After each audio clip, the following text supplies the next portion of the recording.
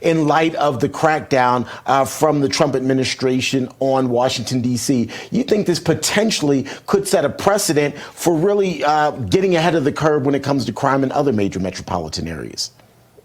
Yeah, that's right, Terrence. First, thanks for having me. Glad to be here with you this morning.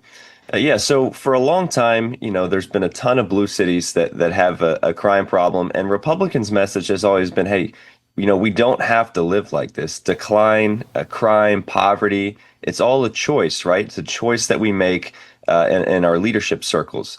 And for a long time, that message hasn't really broken through. But with the Trump administration doing what they're doing in D.C. now, they kind of took over a couple weeks ago, and there's been residents there who have noticed, like, hey, like, there's no more like teen takeovers going on down the street, right? There's no more shootings that I'm hearing at night.